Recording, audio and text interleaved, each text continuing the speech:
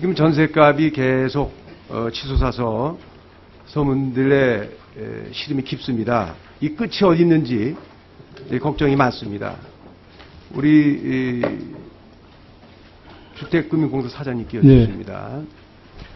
지금 이 서민들 전세 목돈 마련 어려움을 해소하기 위해서 전세자금 보증제도를 운영하고 있지 않습니까? 네. 참으로 아주 좋은 제도라고 생각하고 많은 분들이 혜택을 보고 있다, 잘하고 있다 생각이 됩니다. 그런데 이제 제가 이 자료를 쭉 보다 보니까 이게 서민들 위한 제도로 알고 있었는데 5억 넘는 전세에도 이걸 혜택을 해주고 있어요. 심지어는 말이죠. 14억짜리, 15억짜리 전세에도 보증을 해주고 있단 말이죠. 그러면 일반 금년도 우리 KB부동산에서 발표한 거 보면은 서울의 전세가 평균은 3억이 안 돼요. 2억 8천입니다. 그런데 이렇게 5억 이상 넘는 전세 세입자한테도 이 보증을 하는 거, 이거 제도 취지 맞습니까? 저희가 지금 보증은 국민주택기금으로 꿔주는 전세자금에 대한 보증이 있고요. 그 기금은 소득이나 또는 주택 규모나 가액을 제한하고 있습니다. 그런데 은행 재원으로 꿔주는 전세자금은 저희 그 전세보증제도가 설립된 이후로 한 번도 제한을 하지 않아 왔습니다. 그런데 이제 이번에 의원님 말씀을 듣고 이게 문제가 있다는 취지에서 검토를 하고 있습니다. 검토 좀 하고 계세요? 예. 자, 지금 자료를 보면은 최근 3년간 말이죠. 5억 넘는 거에 대해서 1000건이 넘게 보증을 해줬어요. 1000억이 넘는 자금입니다. 물론 자금 자체를 내주는 건 아니고 보증을 해주지만 보증을 해서 이게 안 갚으면은 우리 예산으로 넣어줘야 되는 거 아닙니까? 그렇죠? 지금 전세보증은 2008년 이전에는 재정을 투입해서 이제 보전했습니다만 2008년 이후에는 그 은행들이 전부 출연한 돈으로 저희들이 충당하고 있습니다. 그래서 재정은 이제 안 갚을 경우에 해야 할 거예요. 예, 저희들이 은행이 출연한 돈으로 금년 같은 경우는 5,500억 정도 은행에서 출연이 들어오고 있습니다. 자, 이게 말이죠.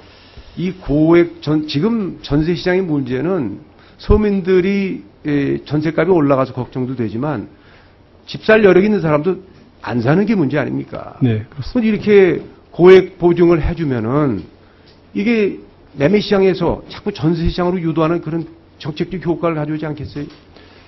네, 뭐 그럴 우려가 있다고 저도 보고 있습니다. 네. 한번 상한선을 두는 거에 대해서 검토하시겠습니까? 예, 금융위하고 이 문제에 대해서 협의를 해 나가겠습니다. 네, 그렇게 해주세요. 다음 우리 예보 사장님 질의하겠습니다. 아까 다른 의원님들도 걱정을 많이 하셨는데 결국은 우리 예보 특별 개정을 통해서 저축은행 사태에 지원한 것이 과연 얼마나 회수가 되겠는가, 얼마나 국민들이 세금으로 결국은 부담해야 되겠는가 걱정이 되는데 그 중에 하나가 이제 PF 사업장 확보한 거, 이 채권 매각해서 좀 확보를 해야 하지 않겠습니까? 예. 통계를 보니까 2009년도부터 예보가 약 3조, 2조 9천억의 채권을 매각해서 회수 자금 보니까 3,495억이에요. 그럼 회수율이 12.1%밖에 안 되지 않습니까? 네. 이렇게 생각보다 굉장히 얕은데 이건 다른 것도 아니고 부동산인데 부동산이 당초 금액보다 이렇게 12% 정도로 회수율이 얕은 이유는 어디 있습니까?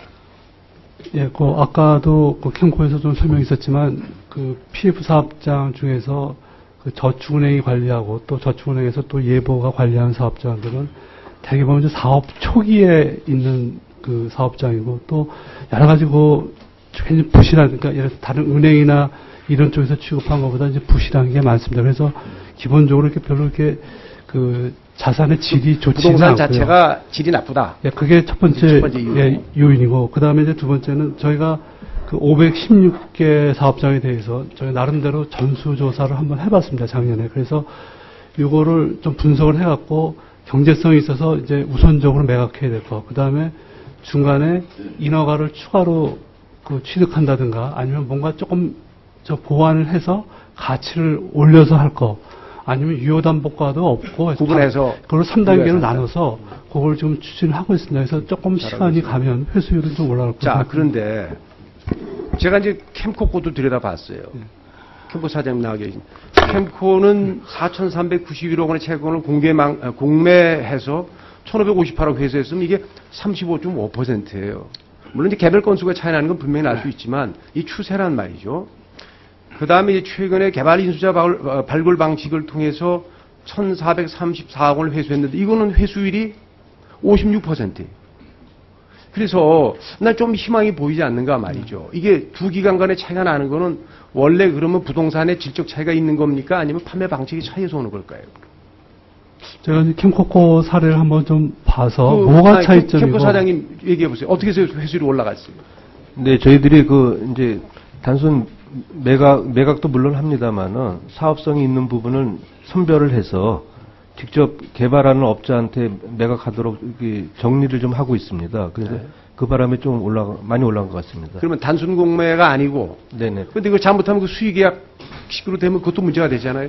어차피 단순 공매도 저희들 경쟁 입찰을 거치기 때문에요. 네. 그런 문제는 없고요. 근데 대부분의 경우가 사업장이 시원찮기 때문에요.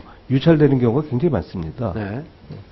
근데 이제 저희들이 그 전문가들이 모여서 사업장에 대해서 가능성 있는 사업장에 대해서 연구를 해서 나름대로 실적을 낸 것이라고 말씀드릴 수 있겠습니다. 자, 지금 우리 과제는 이 채권을 통한 PF 채권을 통해서 우리가 회수를 많이 해야 되는 것이 과제인데, 예보 사장님 말이죠. 네. 지금 이게 이제 통계치가 나오고 보니까 한번 이 시점에서 되돌아볼 시점이 됐다고 생각해요. 네, 알겠습니다. 어떤 방식이 낫겠는가?